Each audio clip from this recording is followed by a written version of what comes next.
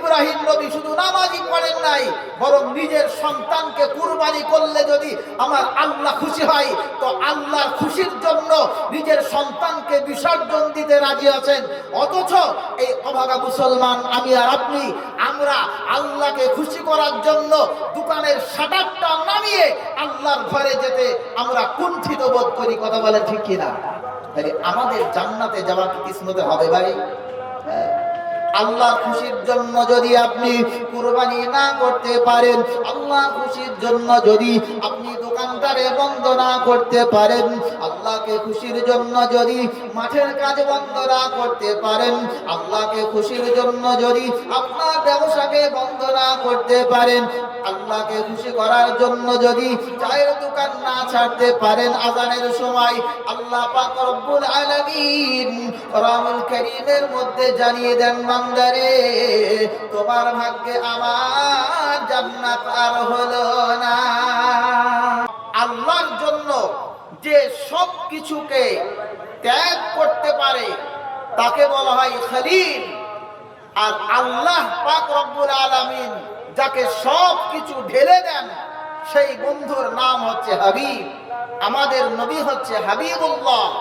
আর ইব্রাহিম আলাইহিস সালাতু ওয়াস সালাম তিনি হলেন আল্লাহর খলিল, জিগরি দোস্ত। জোরে বলি সুবহানাল্লাহ। হযরত ইব্রাহিম আলাইহিস সালাতু ওয়াস সালাম রাতের বেলায় স্বপ্ন দেখলেন তিনি তেনার সন্তানকে জবাহ করতেছে।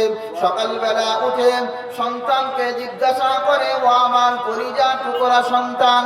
হযরত ইব্রাহিম আলাইহিস সালাতু ওয়াস সালামকে যত পরীক্ষা নেওয়া হয়েছিল, কখনো বা আগুনের পরীক্ষা নেওয়া হয়েছিল, আগুনের পরীক্ষায় 100 নাম্বার পেয়ে পাশ করলেন। ইব্রাহিম নবী নিজের স্ত্রী আর সন্তানকে বনবাসে দেওয়ার জন্য আমার আল্লাহ বলেছিলেন নিজের কলিজা টুকরা 80 বছর বয়সে যে সন্তানটা হলো, এই সন্তানটারে মরুভূমির উত্তপ্ত মরুভূমি এলাকায়, আরবের মরু এলাকায় যেখানে মক্কা নগরীটা উপস্থিত আছে, ওই জায়গাতে আমার নবী ইব্রাহিম খলিলুল্লাহ তার সন্তান ইসমাঈল আলাইহিস সালাতু ওয়াস সালামকে রেখে আসলেন। আর আম্মা জান হাজেরা রাদিয়াল্লাহু তাআলা আনহাকে ওই মক্কা মুকাররমাতে রেখে আসলেন। এই পরীক্ষায় ইব্রাহিম নবী পাশ করলেন।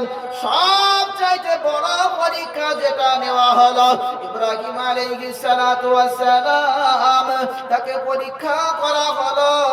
এক সময় আমার আল্লাহ স্বপ্ন যোগে ইব্রাহিমকে জানায়া দিলেন, হে নবী ইব্রাহিম, তুমি যদি আমার খলিল হতে চাও, আমার বন্ধু যদি হতে চাও, আমার মনোনীত পয়গম্বর যদি হতে চাও, আমি আল্লাহ আমাকে যদি খুশি করতে চাও, নিজের কলিজা টুকরা সন্তানকে নিজে হাতে জবাই করতে হবে। এই পরীক্ষাটা ছোট না বড়? আগুনে ফেলার পরীক্ষাটা ছোট, এমনি বড় পরীক্ষা কিন্তু তুলনামূলকভাবে আগুনে পরীক্ষাটা ছোট ছিল। সন্তানকে বিসর্জন দেওয়ার পরীক্ষাটা ছোট ছিল, কিন্তু সন্তানকে নিজে হাতে কুরবানি করা এই পরীক্ষাটা মোটেও ছোট ছিল না। সন্তান ইব্রাহিম আলাইহিস সালাতু ওয়াস সালামের ছেলে নাম ইসমাঈল আলাইহিস সালাম। ইসমাঈল নবী যখন তেনার বয়স হচ্ছে 12 বছর বয়স, 12 কি 13, এই বয়সে যখন ফালাম্মা বালাগা মাহু সাইয়া, যখন ইব্রাহিম নবীর হাত ধরে টুকটুক করে হেঁটে যেতে পারে, কাজ করার মতো হলো, ইসমাঈল আলাইহিস সালামকে কুরবানি দেওয়ার জন্য ইব্রাহিমকে আদেশ করা হলো। ইব্রাহিম আলাইহিস সালাতু ওয়াস সালাম রাতের বেলায় স্বপ্ন দেখলেন, আমার কলিজা টুকরা সন্তানকে আমি যেন জবাই করতেছি। সকাল বেলায় হয়ে গেল, ইব্রাহিম আলাইহিস সালাতু ওয়াস সালাম সন্তানকে বলতেছে, ও আমার কলিজা টুকরা সন্তান, ও বাবা ইসমাঈল, আমি স্বপ্ন যোগে দেখলাম, ক্বালা ইয়া বুনাইয়া ইন্নী আরা ফিল মানামি আন্নী আযবাহুকা, আমি স্বপ্নে দেখলাম তোমাকে জবাই করতেছি, ফানজুর মাযা তারা। ও মা কলিজা টুকরা বেটা, তুমি নিজে মুখে বলো তোমার রায়টা কি। কারণ তোমার যদি রায় না থাকে আমি কুরবানি করতে পারবো না। কারণ দেশের মানুষ আমাকে বলবে যে সন্তান নারাজ ছিল তারপরেও জবাই করেছে, আমি তোমাকে নারাজ করে জবাই করতে পারবো না, তোমার রায়টা কি আছে বলো। তো বাঘের ছেলে বাঘ হয় না কি হয়? ছাগল হয়। নবীর ছেলে নবী হবেন। নবীও যেমন সত্য ছিলেন, আল্লাহর হুকুমকে প্রাধান্য দিতেন, তার সন্তানটাও তেমনই হয়েছিলেন। তিনিও তো ভবিষ্যতে নবী হবেন। ইসমাইল আলাইহিস সালাম নবী হবেন। তিনিও খুব শক্ত মজবুত ভাবে উত্তর দিয়ে দিলেন, দ্ব্যর্থহীন ভাষায় উত্তর দিয়ে দিলেন। আল্লাহ পাকের কোরআনুল কারীম সূরার নাম সূরা সাফফাত আয়াত নাম্বার 102। আল্লাহ রাব্বুল জালাল বলছেন যে ইসমাইল আলাইহিস সালাম সেদিন কি উত্তর দিয়েছিলেন। ইসমাইল নবী কি উত্তর দিয়েছিলেন? ক্বালা ইয়া আবাতি ফাআল মা তু'মারু সাতাজিদুনি ইনশাআল্লাহু মিনাস সাবিরিন। আব্বা, আপনি যে প্রত্যাদেশ হয়েছেন, আপনাকে যে আদেশ করা হয়েছে আপনি নির্দ্বিধায় জবাই করে ফেলুন। ইসমাইল আলাইহিস সালাতু ওয়াস সালামকে হাত পা বেঁধে এবার হযরতে ইব্রাহিম আলাইহিস সালাম ছুরি চালাবেন, এমন অবস্থায় জবাই করার জন্য একদম তিনি রেডি হয়ে গেছেন। আল্লাহ পাকের কোরআনে লেখা আছে, কি লেখা? ফালাম্মা আসলামা ওয়া তাল্লাহু লিল জাবিন। পিতা এবং পুত্র দুজনেই যখন স্বীকার করে নিল, দুজনেই যখন রেডি হয়ে গেল, আল্লাহ পাকের কাছে আত্মসমর্পণ করে নিল। আব্বাও ছেলেকে কুরবানি করার জন্য রাজি, ছেলেও কুরবানি হওয়ার জন্য রাজি। মিনা ময়দানে নিয়ে যাওয়া হলো, গলায় ছুরি চালানো হবে। এমন সময় উপর থেকে আওয়াজ আমার আল্লাহ দিয়ে দিলেন, ওয়ানাদাইনাহু আইয়া ইব্রাহিম قد صدقت الرؤيا إنا كذلك نجزي المحسنين। যারা বলা যাবেন আল্লাহু আকবার। উপর থেকে আওয়াজ আসছে, কি আওয়াজ? ওয়ানাদাইনাহু আইয়া ইব্রাহিম। আল্লাহ বলেন আমি ওই সময় আওয়াজ দিলাম, হে ইব্রাহিম, قد صدقت الرؤيا, তুমি তোমার স্বপ্নকে বাস্তবায়ন করেছো, বাস্তবে রূপদান করেছো।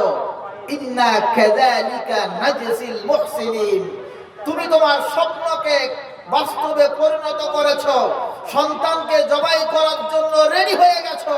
আমি আল্লাহ, আমার হুকুমকে তুমি পালন করেছো, তাই আমি আল্লাহ খুশি হয়ে গেলাম। তোমার সন্তানকে বাদ দিয়ে ওয়াফাদাইনাহু বিযিবহিন আযীম, জান্নাতি দুম্বা তোমার ছুরির নিচেই দিয়ে দিলাম। তোমার ইসমাইল বেঁচে গেল আর জান্নাতি দুম্বাখানা কুরবানি হয়ে গেল। জোরে বলুন সুবহানাল্লাহ। আল্লাহ বলেন ওয়াকাযালিকা নাজজিল মুহসিনিন, আমি সত্যিকারের যারা আমাকে ভয় করে, যারা আল্লাহকে যারা ভয় করবে, সত্যিকারের যারা আল্লাহ পাকের খাস বান্দা হবে, যারা আল্লাহর মনোনীত হতে চায়, তারা জীবনের সব কিছু ত্যাগ করতে পারে আল্লাহ পাকের হুকুমের কাছে। কথা ঠিক কিনা? আমি নামাজের সময় দোকান ত্যাগ করতে পারি না, নামাজের সময় মাঠ ত্যাগ করতে পারি না, ব্যবসা ত্যাগ করতে পারি না, সন্তান কিভাবে ত্যাগ করব? সন্তান তো ত্যাগ করার কোনো প্রশ্নই আসে না। আমার আপনার মতো ইমানদার আর ইব্রাহিম আলাইহিস সালামের মতো ইমানদারের মধ্যে পার্থক্য আছে না নাই? অনেক পার্থক্য আছে। ইব্রাহিম নবী শুধু নামাজই পড়েন নাই, বরং নিজের সন্তানকে কুরবানি করলে যদি আমার আল্লাহ খুশি হয়, তো আল্লাহর খুশির জন্য নিজের সন্তানকে বিসর্জন দিতে রাজি আছেন। অথচ এই অভাগা মুসলমান আমি আর আপনি, আমরা আল্লাহকে খুশি করার জন্য দোকানের শাটারটা নামিয়ে আল্লাহর ঘরে যেতে আমরা কুণ্ঠিত বোধ করি। কথা বলে ঠিক কিনা? তাই আমাদের জান্নাতে যাওয়া কি কিসমতে হবে ভাই? আল্লাহ খুশির জন্য যদি আপনি কুরবানি না করতে পারেন, আল্লাহ খুশির জন্য যদি আপনি দোকান দোকানটারে বন্ধ না করতে পারেন, আল্লাহকে খুশির জন্য যদি মাঠের কাজ বন্ধ না করতে পারেন, আল্লাহকে খুশির জন্য যদি আপনার ব্যবসাকে বন্ধ না করতে পারেন, আল্লাহকে খুশি করার জন্য যদি চায়ের দোকান না ছাড়তে পারেন আযানের সময়, আল্লাহ পাক রব্বুল আলামিন কোরআনুল কারীমের মধ্যে জানিয়ে দেন, বান্দারে তোমার ভাগ্যে আমার জান্নাত আর হলো না। আল্লাহকে খুশি না করতে পারলে জান্নাতে যাওয়া যাবে না। এই আল্লাহকে খুশি করার যে কায়দা, এই সবকটা আমি আর আপনি শিখলাম এই কোরআনের আয়াত থেকে। কথা ঠিক কিনা? আমরা চেষ্টা করব সর্ব অবস্থায় আল্লাহকে প্রাধান্য দিতে। বলুন ইনশাআল্লাহ। আগে চলেন।